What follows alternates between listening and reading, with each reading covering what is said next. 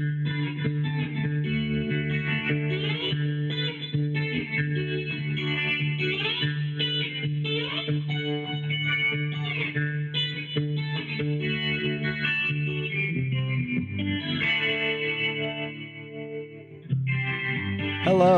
I'm Jeremy N. Smith, and this is the Stimulus and Response Podcast. Part public therapy session, part idea and story exchange on the best parts and best ways of being human and being alive. Last week, my co-host Damon Valentino and I discussed some of my float tank experiences. That is, hanging out in a sensory deprivation chamber and waiting for insight to come. Well, Damon is off this week, and we're featuring a conversation I had with the founder of the float tank I went to, Matt Gangloff. But float tanks themselves are only a minor part of the conversation. Matt is a U.S. Army veteran who's dug deeper, more personally, and more honestly than anyone I know about how to turn trauma and stress into insight and wisdom. Just a warning, this conversation touches on thoughts of suicide and violence against others. On the upside, it also gets to the meaning of life. So, if you stick around, grab a way to take notes if you can. Matt packs so much hard-earned wisdom into half an hour. I'm just honored I could be the conduit to get his words to you. Welcome to the podcast, Matt. Can you describe your first float tank experience? Sure. The reason I was drawn to it initially was there were some really interesting case studies about veterans who are using this to deal with PTSD. So that's why I was drawn to it. I just never thought, I thought this was like an LA thing. I assumed it would never make its way to Montana. Like it just wouldn't happen. And then the woman I was dating at the time found out there was one in Whitefish. And so at this time, I'm a year out of college and I'm working in a white collar IT job, near six figures, like everything you could hope for a Missoula kid graduating college. Like you couldn't ask for more. And I was absolutely miserable. And mostly it was stress. The feeling that I had, like the stress level that I was at consulting in a completely safe environment was as high, if not higher, than I experienced in combat. Like I'm not exaggerating, because you're no longer able to distinguish between types of stress that will kill you, like events that will kill you, and those are just inconvenient. You measure them by the same mile markers. So that's problematic. And so it was my birthday. I think I was turning 30. She booked me a session at the place up in Whitefish. And we went up for the weekend. We stayed in a cabin that was outside of cell service. So for the first time, I wasn't attached to my laptop and my cell phone from 6:30 in the morning to 9 o'clock at night, including weekends. And so I had 3 days of that. And then I went and I floated in the float tank there. And so, it brings you in, you kind of get acquainted with the room. There's the shower, there's the bench, there's the towel, there's the earplugs. You get in the tank and I shut the lid and I'm just in blackness. That's interesting. That's a very novel experience, a feeling of floating there in nothing. And over time, what is meant to happen with the float tanks is they're kept at such a temperature that there shouldn't be very much difference between the air and the water. That barrier should melt away. And it should also come close to mirroring the surface of your skin. So 93.5 to 94.5 degrees. And that happened for me on my first float really quickly. I hit that comfortable space where I was devoid of as much of the sensory environment as you can. You can never get it to zero, but you can lose a whole hell of a lot of it. And I remember the feeling of every thought that ran through my head was filling this entire new space. It wasn't restrained to my cranium. Like it was bigger. They were becoming bigger. And I noticed, man, the composition of all of these thoughts is unbelievably negative. Life or death, good or evil. It was dark. And I'm sure there was many more insights that came with that. But the one I remember explicitly is for the first time in my life, I realized that I was experiencing thoughts. I wasn't the thought itself. You know what I mean? Yes. But I'd love to hear it in your words or your understanding at the time. So when you have a thought like, I am hungry, I am whatever, you become that thing. And for the first time ever, I felt like I had a little bit of standoff, just enough standoff from that it was something I was observing or experiencing, not all of me. Once I learned that, the thoughts started to quiet down and and my shoulders started to sink. And I realized, oh my God, all the tension that I hold in my face and my jaw and my neck and my shoulders all started to melt away. And I was in this blissed out state that I'd never experienced before, where my mind was quiet, my body was relaxed, and I felt like I was there for the first time ever. And there, I mean like that moment. I wasn't in the past or in the future. But then I snapped out of it, because this is what happens, because a thought got me. It was like, I'm starting to get hungry. I'm going to want to eat after this. And then I started thinking about where I might like to eat. And then I started thinking about the environment in the place that I might like to eat at, where this is my old PTSD brain, where it's like, it's going to be loud. My ears are going to start ringing. It's going to feel like the world is closing in on me. There's going to be people there that might be drunk. They might be aggressive. I'm envisioning some guy coming too close to me, and what I'm going to do, how I'm going to kill him with my bare hands, essentially, and what exit I'm going to go out after I did it. Wow. And as I started running that script, I realized, oh my God, this is the script I run 100% of the time. I run everything to its most fatal possible conclusion. And along with it, my body started to react. So my shoulders came back up. I was clenching my fists for the first time in that hour. My jaw had tightened and settled the way it was. And I realized, oh my God, this is the state that I live in all the time. And so that was my first float experience. I realized how stressed out I was all the time. So for you, it led to this diagnosis: stress, stress, stress. But was it also a cure? Did that combination of experience and realization relax you? It was great. It was fantastic. We talked about it the whole way driving home. I was over the moon. And one of the things that I noticed that was so cool is I was addicted to nicotine for years. I chewed tobacco from 15 to 30. And on that drive home from Whitefish to Missoula, I forgot to chew. It didn't even come into my mind.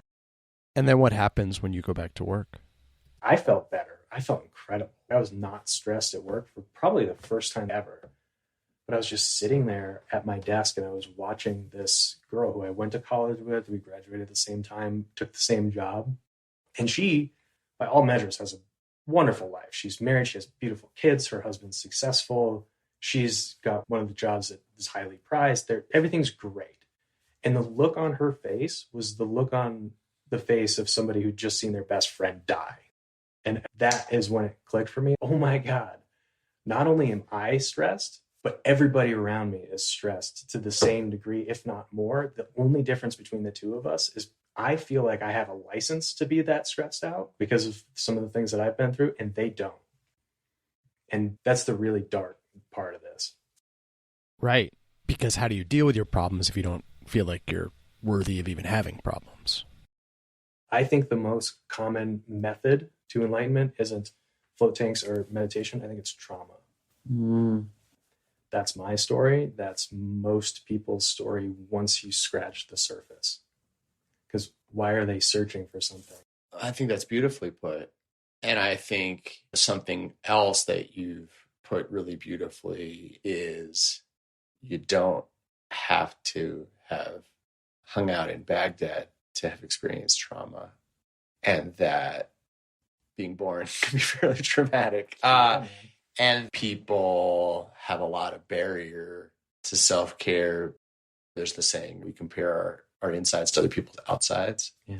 And we do that in a negative comparison. We do it both ways, which is so funny. We both like, they're so amazing and I suck. But we also do it like, they've had it so much harder than me. I'm not worthy of care. Sure. And you have the luxury of having an objectively, almost completely universally recognized traumatic experience. Yeah.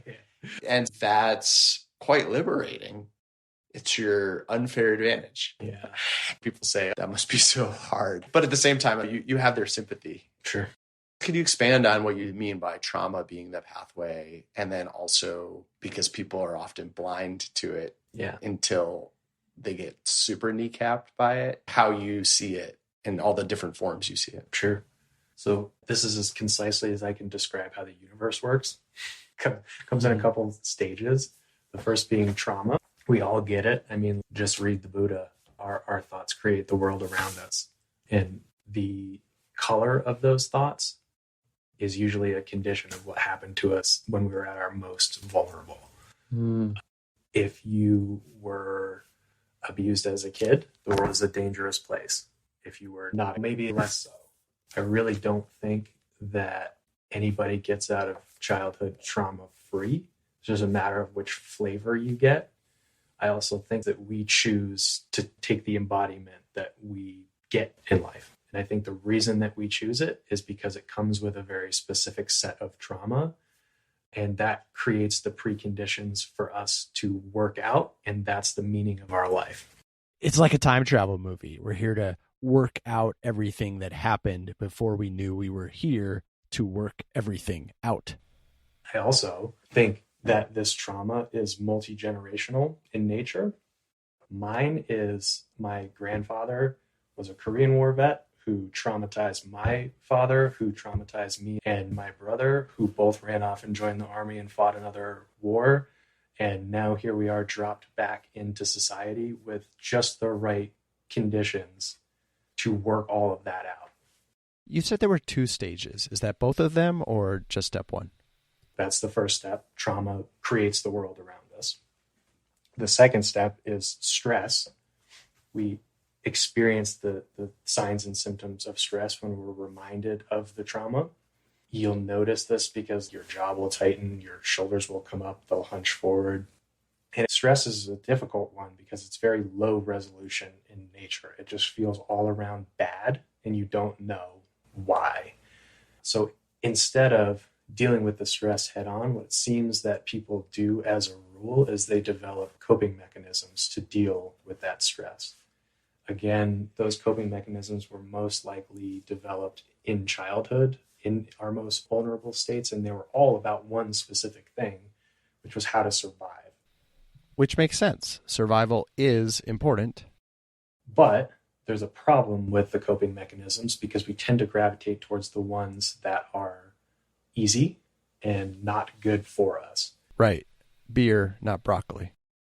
And I think there's something to be said about the fact that that initial trauma, usually what that does to people is it gives them a very negative internal self-dialogue that they use as a reason that coping mechanisms like drinking too much or smoking cigarettes or eating like shit or whatever doesn't really matter because they're not that valuable to begin with. They're not that valuable, you mean the person? I am not. Yeah, I am not right. worthy of being taken care of appropriately. Which leads to the last step on the journey, which I call self-hatred or self-attack. So we are stressed. We don't know what to do about the stress. So we lean on our coping mechanisms. At some level, we know that those coping mechanisms are not helping. They're actually making things worse. And so we say, what a piece of shit are you that you'll just keep smoking? You'll keep drinking. You'll keep whatever this negative behavior pattern is, this way of dealing with people, your anger, your whatever your coping mechanism is, porn, Reddit, Facebook, Instagram, Tinder, fill in the blank with whatever you do. That's not helping. It's actually making something worse. And I'm actually a bad person because I've chosen to deal with this problem in that way. Those last 2 or 3 steps create a self-reinforcing loop where the only thing that will shut off that negative inner self-talk is more of the coping mechanism, which makes you hate yourself more when you wake up and you're hungover for the 65th day in a row, which the only thing that will solve that is more of the coping mechanism. And this is addiction. And the ultimate end to this like self-hatred stop is a suicidal thought, right? And I think that it's through that suicidal thought that it will transport you back through trauma, the first step on the journey. And that's what we should actually be doing with our time here on Earth is at the point of stress, recognizing that what's going on is we're being invited back to a past trauma that we haven't processed yet so that we can do whatever processing we need to do and free ourselves from that loop. This is not a unique concept. I think maybe at least the 4 stages as I've described them is unique, but the idea that self-transcendence comes through that point is not new. Eckhart Tolle is the best example of this. He said, it was the thought, I can't live with myself any longer, which made me question, who is this self that I can't live with? And that thought was what created his awakening. I had the same experience. And that's when the idea of opening your own float center is born? My plan was, I'm going to work as hard as I possibly can. I'm going to put away as much money as humanly possible, and then I'm going to quit and I'm going to start the float center in Missoula. It's funny because at that point now you have an intention and a plan. I would think your mind be racing with excited energy. And so it's also not escaping thinking at all. It's immersing in something different.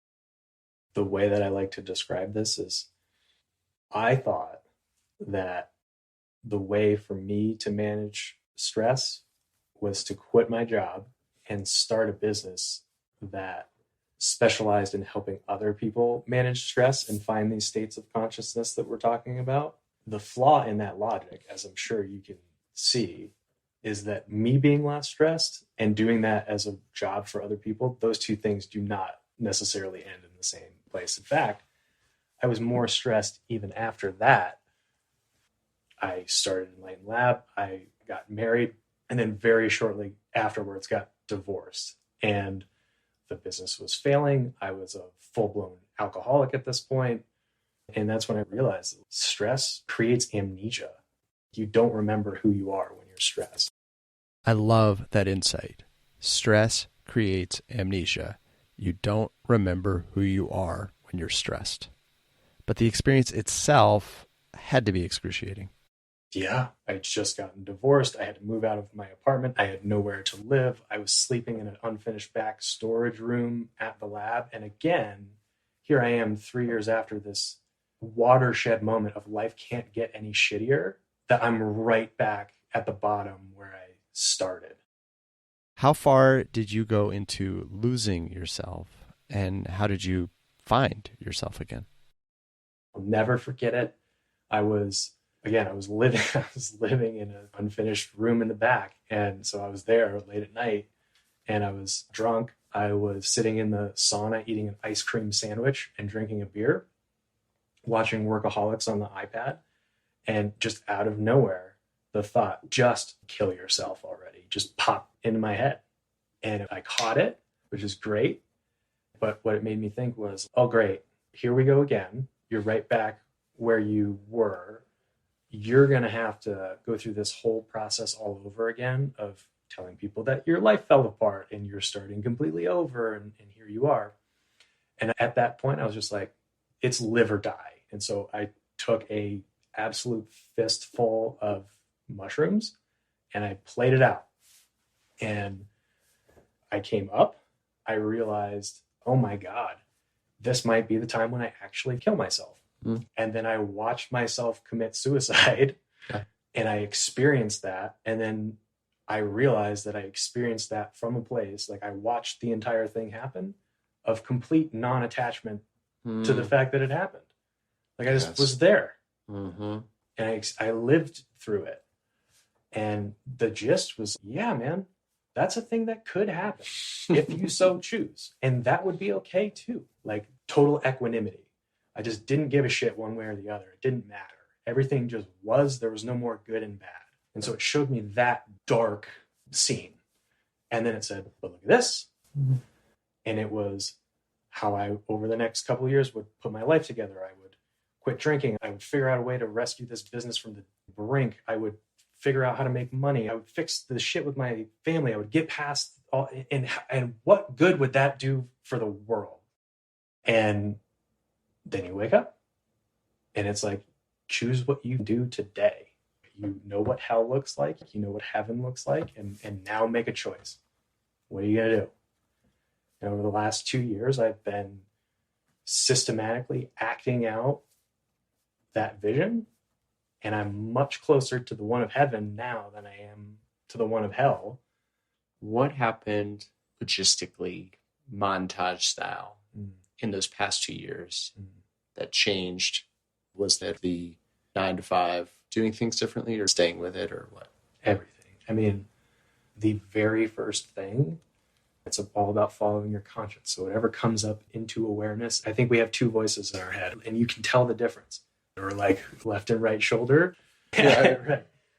But you know which is which, you know? And I just started actively following the one that I knew that was good. And one of the first things that it told me is like, you need to love everybody. That's another thing that happened throughout this process is I stumbled upon Ram Dass, and man, we could do a whole hour on that. But so basically I found a teacher and I started doing what he said.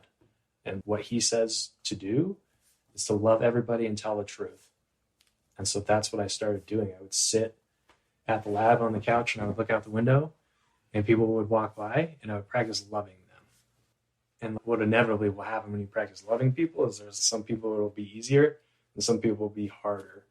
Like 70-year-old guy with a big gray beard and a Vietnam vet hat. Very easy for me to love that dude. I know where he's been. We have the same story. I can love that dude. Even knowing how dark his shit is. If it's anything like me, I have no problem loving him. The people you do have problems loving are those people who remind you of parts of yourself that you wish weren't. So for me, people who are overweight, people who are obviously too invested in their self-image, like they're shallow, drunks, couldn't do it. It immediately, I would see them and I'm like, okay, I'm going to try to love this drunk fuck that's just walking by. And I couldn't do it. And what I realized over time was, oh, these people that you're struggling with, doing this with, those are the parts of yourself that you don't want to recognize. And their existence makes it more possible and likely that the same thing could happen to me. Mm-hmm. And then I was able to let that go. And then I could love anybody, even when people were actively hostile towards me. I loved it. And nothing had turned around for me at this point. I was still drinking. I was still in a very precarious financial position. I'll never forget it. I had less than a couple $100 in my bank account, but I realized that Albertsons at a certain time of night, they discount all of their deli sandwiches because they got to get rid of them for that day. And so with maybe $200-300 in my bank account and no prospects of where the money would come to replace that, I was going and buying out all of the deli sandwiches and driving around town, handing them out to people that were sitting around. And me and this old lady that I met and befriended, she had this great tradition. She would wrap Snickers bars with all the ones that she had saved throughout the year. And so that's what we did on Christmas and Thanksgiving and New Year's. We'd walk around handing out candy bars with money wrapped around them.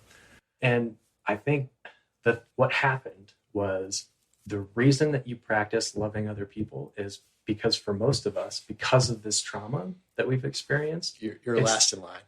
You're last in line. And eventually you'll flip the mirror, as they would say. You're able to see, whoa, who is this person that can love everybody else unconditionally, but can't love themselves? And I had that experience, which was in and of itself another awakening. And then the obvious next question is, well, if you loved yourself, what would you do differently? And I said, the first thing that popped into my head, which was, I wouldn't drink like this. I wouldn't do this to myself. And that was Waterworks Central, because I have done this for 10 years.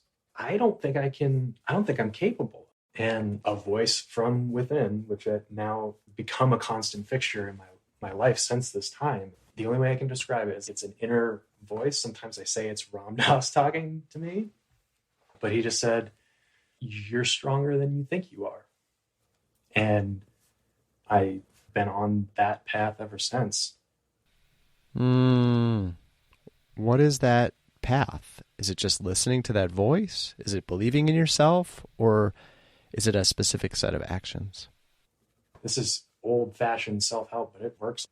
What is the one thing that I could do that would have the greatest possible impact on my life? And then I've added a second piece to that, or I think I probably stole it, which is, what is the one thing that I would do that I actually would do, right? Because it's very easy to be like, oh, I should quit drinking. But if the answer is, I don't have it in the tank to do that right now, okay, put it aside. What would you do? And inevitably what ends up happening is you shrink your time frame and you shrink the complexity of the task until it's something like, I'm going to take 3 deep breaths. And that's how you do it. And eventually those things snowball until you wake up one day and you go, holy shit, I've completely changed my life. And what's really cool, this is where this has to be some divine order to this, because those snapshots that I was having of different points along this way of sorting myself out and putting things back together and doing good things for the world, I saw them in that moment and I've experienced them since. For lack of a better way of saying it, I'd seen the future and I had acted faithfully and I arrived at that point. A key thing being you had acted, though. You didn't just leave, whether you lived or died, got sober, got straight, all of that to fate. I think you get to choose in these experiences of transcendence, you get a snapshot into all possible futures. I think you get to choose which one it is. And this is the dark night of the soul experience for a lot of people. And this is where a lot of people give up on this path. They think that aiming at the good necessitates the end of suffering. It's the opposite. It just changes the type of suffering you experience from what I would call unnecessary suffering, which is the suffering you experience when you're not being all that you could be, and the disconnect between what you could be and what you are. You feel the weight of that all the time and you suffer from it.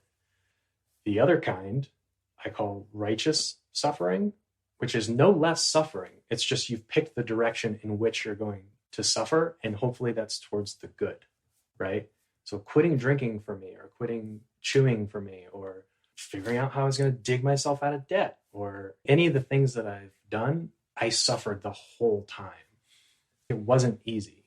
Never. Not for 1 second. But I'm like falling forward. You know what I mean? I'm suffering in the direction of what I think is the best possible good. And that's the difference. Before I was suffering towards hell, and now I'm suffering towards the best possible. So what happened? And by that, I mean, you've spoken really well about the most important thing, which is what happened in your head. What happened that a video camera would see? Did you, for example, did you stop drinking? Did the business finances somehow change? Yeah, well, the first thing that happened was I sat in meditation for 3 days. What does that mean? Where? At home, laying in bed. If I needed to use the bathroom, I did. If I needed to eat, I did. If I was tired, I slept. But I hit a breaking point when I quit drinking. I sat in bed for 3 days and I did this practice that I've created based on Tara Brach. I don't know if you've come across her. Yeah. And it was basically stress would come up and I would walk that back through the traumatic point that it inevitably stemmed from, and I would feel how that felt. And then that one would be gone. And all of the downstream effects of that one are gone too. So I can give you a quick example. During this period, because I had lost everything financially, I was living with roommates, right? Back living with roommates, 30 whatever years old. And one of them had a girl over, and I was walking to the kitchen to get water. And they asked what I had had for dinner, and I said a salad, and she called me a pussy. And that anger through the roof, right? And I watched myself go through the process of like, fuck it, I'm just going to go get a drink, or I'm going to watch a movie. I reached for my phone. I was like, ooh, that's a coping mechanism. Oh shit. Well, let's go get a drink. It's probably time. Ooh, that's a coping mechanism. Oh, and then I reached for my computer. It's like, ooh, that's just the same thing as that, but just slightly different. And I said, what if I just sat with this for a second?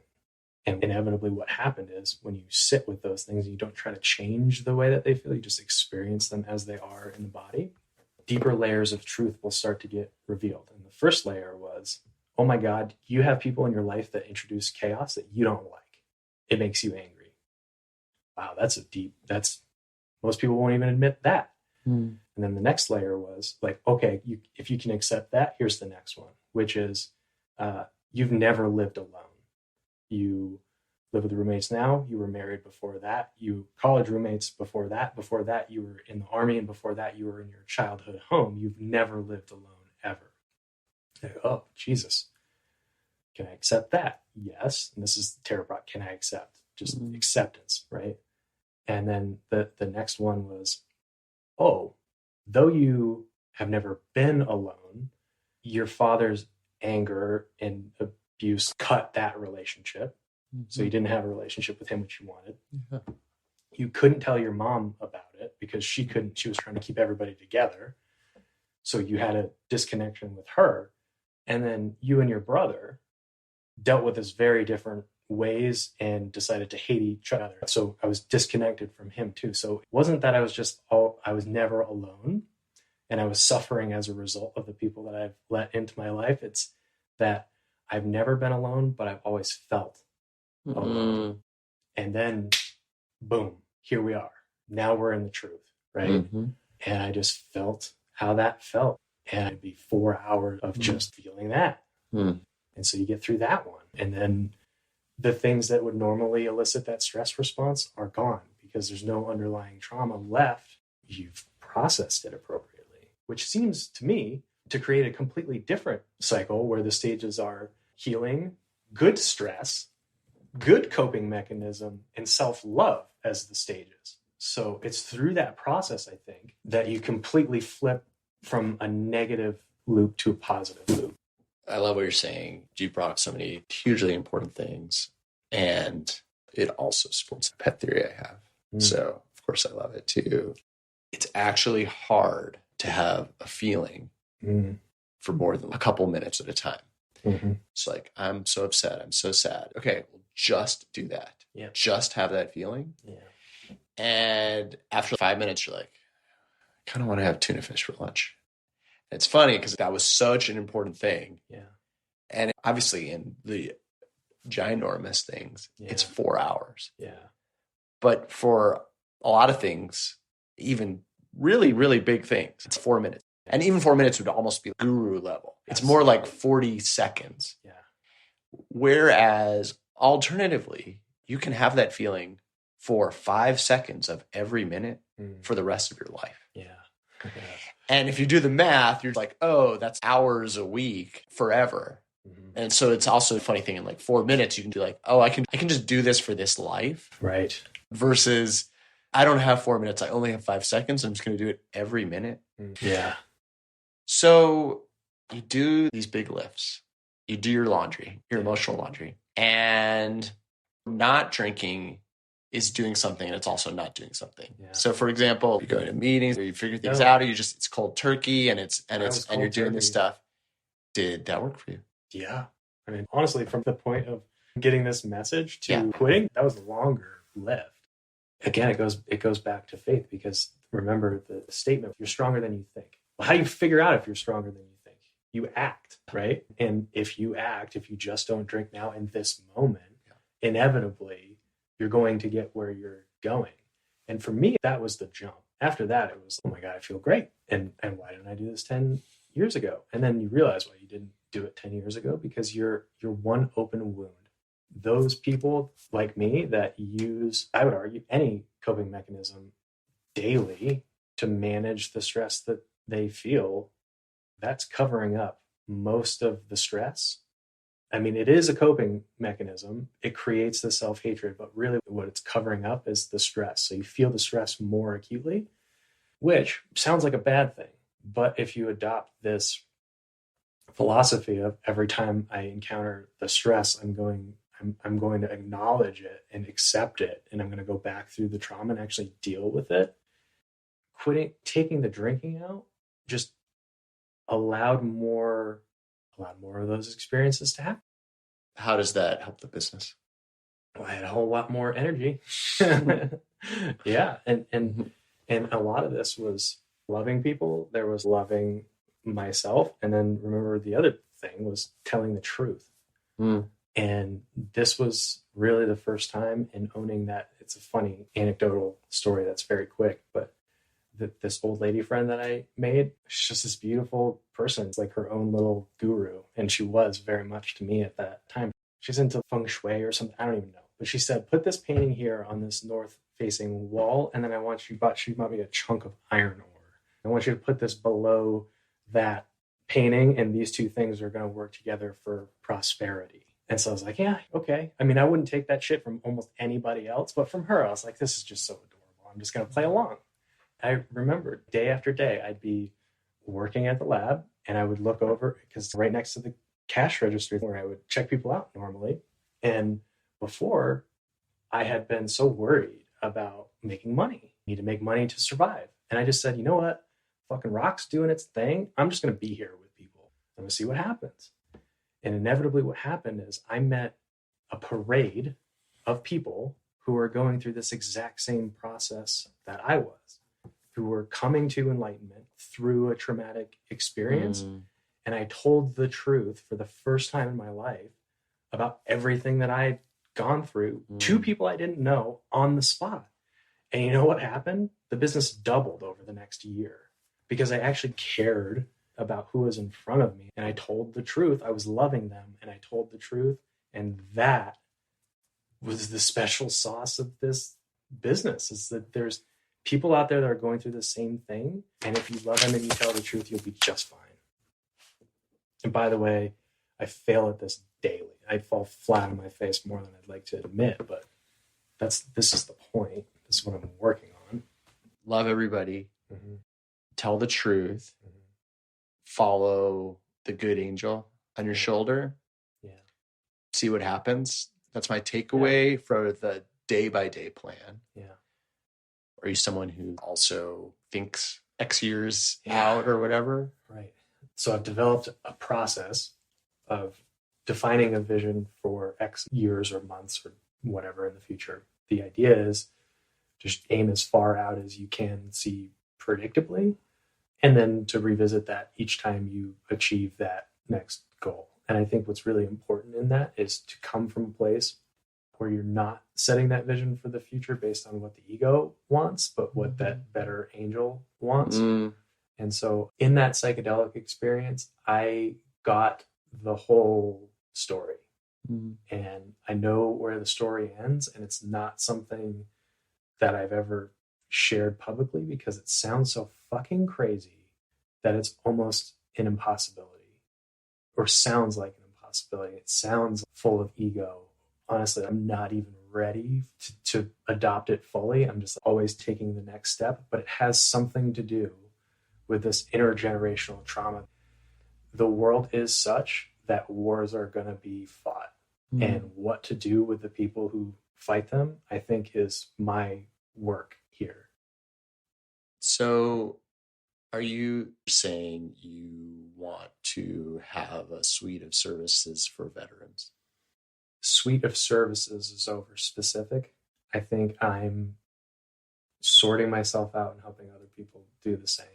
I think if we really knew what was going on here, wars wouldn't have to be fought in the first place. But if they were, that's what you would do with those people who come back.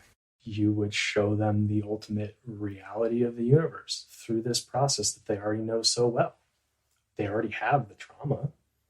There's a remedy that I think that my work on this planet to do is to figure out.